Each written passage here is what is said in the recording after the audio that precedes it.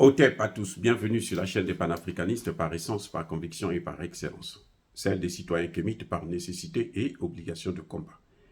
Nous sommes une chaîne qui n'est guidée que par nos ancêtres et rien que par les ancêtres qui appartiennent à l'égrégore du monde noir.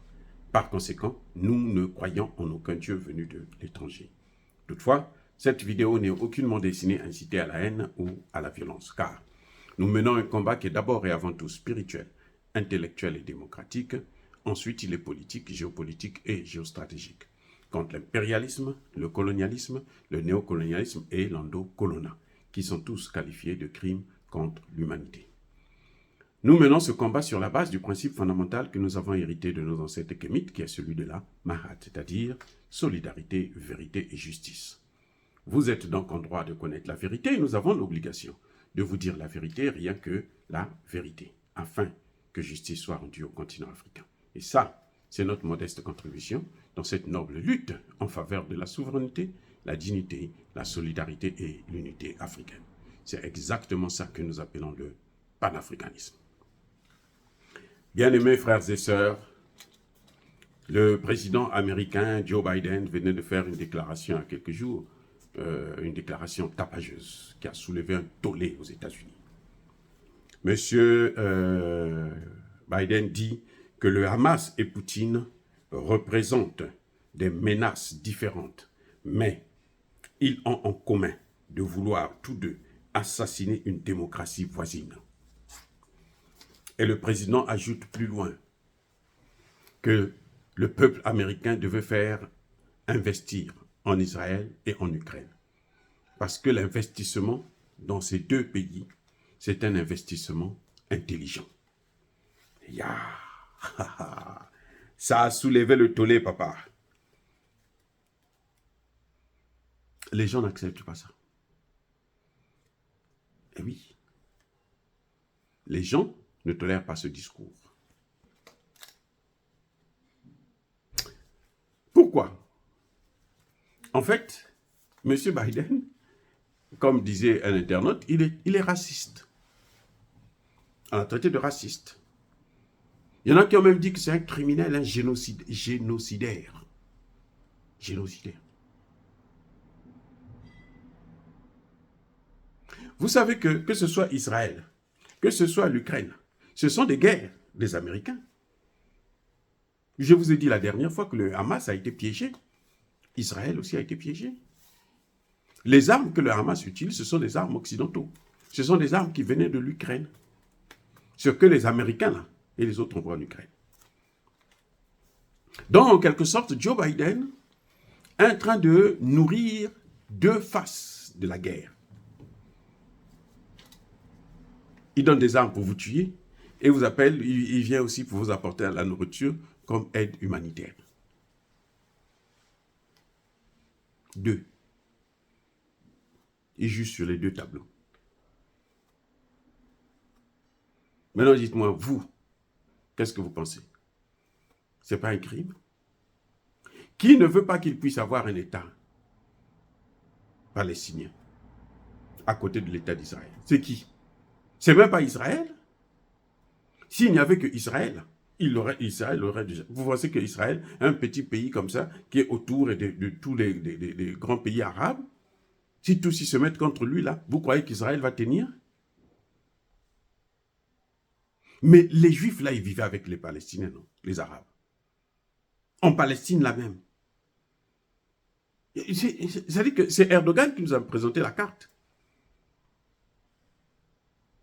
C'est-à-dire que ça a été en quelques années là, un renversement total, un remplacement en quelque sorte. Là où les Juifs occupaient peut-être 10% du territoire, aujourd'hui c'est les Palestiniens qui occupent 10% du territoire, de leur territoire. Et là on annonce maintenant l'occupation carrément de Gaza. Vous pensez que c'est normal? En Ukraine, l'Ukraine devrait négocier depuis très longtemps. Qui a refusé que l'Ukraine négocie? Mais c'est bien les Américains et les Anglais. C'est l'OTAN qui a dit non, tu ne négocies pas. Vous devrez continuer à vous battre. Parce que nous devrons épuiser nos armes. On doit les utiliser comme ça. Nous, on va relancer l'industrie militaire américaine, puisque les autres vont acheter chez eux. Concernant la Palestine, ce n'est pas Israël qui est visé en tant que tel. Israël est aussi victime des Américains d'abord. Oui, c'est le Hamas qui a tiré. Mais les armes que le Hamas a utilisées, ça venait d'où? Ça venait de ces pays, les pays de l'OTAN. Donc, Israël est victime au même titre que certains Palestiniens.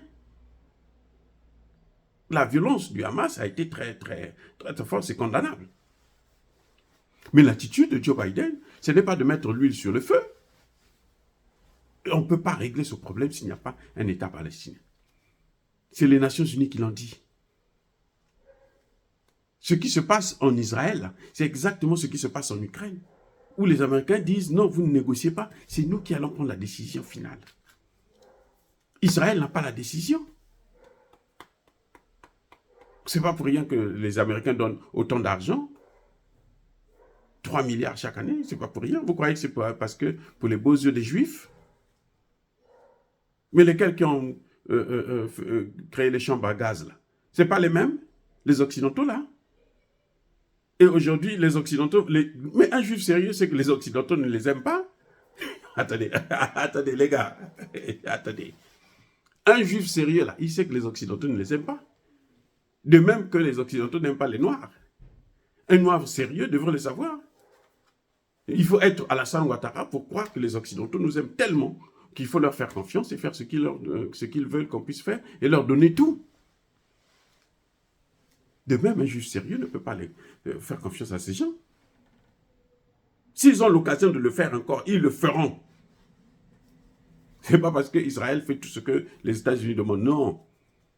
Le jour qu'ils verront que leurs intérêts sont vraiment menacés, ils vont abandonner Israël aussi. Ils sont comme ça. C'est pas moi ils sont comme ça. C'est un juif américain qui a dit qu'il ne faut plus donner l'aide à Israël. Comme ça, on va éviter les morts. Un juif, hein, pas un noir, un juif. Et ils agissent comme ça.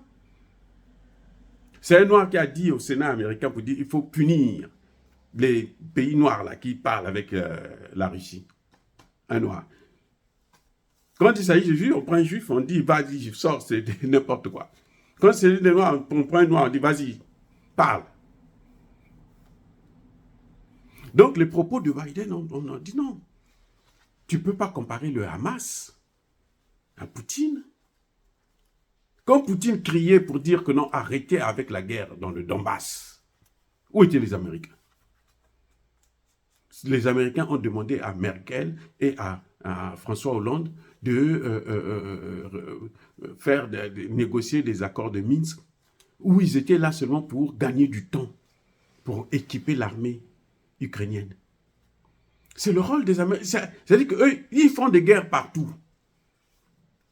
Ils font des guerres au Moyen-Orient, ils font des guerres en Afrique, ils font des guerres en Asie, en Europe. Ça, c'est la propriété, c'est le caractère profond de l'Américain. Et ce discours-là ne passe plus. Ce discours-là. Autant les Américains ici souhaitent qu'on continue à soutenir Israël, mais autant ils ne veulent pas qu'on continue à donner des armes à l'Ukraine. L'armée ukrainienne est décimée. Les Américains ont utilisé l'Irak plutôt, pour faire la guerre contre l'Iran. Après, ils sont allés, ils ont détruit l'Irak. C'est-à-dire que c'est leur spécialité. Ce sont des faits. C'est pas là. Non, nous sommes dans des faits. Il y a des juifs qui vont dire, mais toi, lui là, qu'est-ce qu'il... Non, les faits sont là. Ils n'aiment pas les juifs. Et je répète, les Occidentaux là, ils n'aiment pas les juifs. Et ils n'aimeront jamais les juifs. Ce qu'ils ont fait aux juifs là, ils sont capables de le faire encore. Qui a bu, boira. Vrai ou faux? Les gars, c'est pas quoi. C'est pour ça que le discours de Biden nous dit non. Tu ne peux pas faire de telles choses, tu ne peux pas faire de telles déclarations. Les gens veulent la paix. Les vrais Israéliens, là, ils veulent la paix. Les Juifs veulent la paix. Vous avez déjà vu des gens qui veulent faire la guerre? Quand on tue là, est-ce que vous avez déjà entendu? Ah oui, le grand Isaac Rabin, ça c'était un homme. Hein? Mais c'est pas, en général, on ne les tue pas comme ça. Donc le président américain, il parle pour convaincre ceux qu'il a déjà convaincus des va-t-en-guerre. Ceux qui pensent que la paix, on doit l'obtenir par la force. Jamais. Oh, dire cela, c'est inciter à la haine ou à la violence. Non. Je soutiens toute initiative de paix en Afrique ou au Moyen-Orient ou partout dans le monde. Mais tout ce qui est acte de violence, surtout la violence, le terrorisme que les Occidentaux, les pays de l'OTAN ont amené en Afrique, là, je condamne ça sévèrement, qu'elles viennent de qui que ce soit. Oui, bien-aimés frères et sœurs, encore une fois, je persiste et je signe. Soyez bénis, abondamment bénis, par le Dieu des Kémites et par nos ancêtres angélisés. Mais que tous ceux qui persécutent le continent africain le pillent et le déstabilisent, qu'ils soient noirs, blancs, chinois, arabes, indiens ou qui qu'ils soient punis, maudits, foudroyés, neutralisés, écrasés, effacés par ce Dieu des Kémites et par nos ancêtres angélisés. Vive l'Afrique éternelle, j'ai dit et j'assume.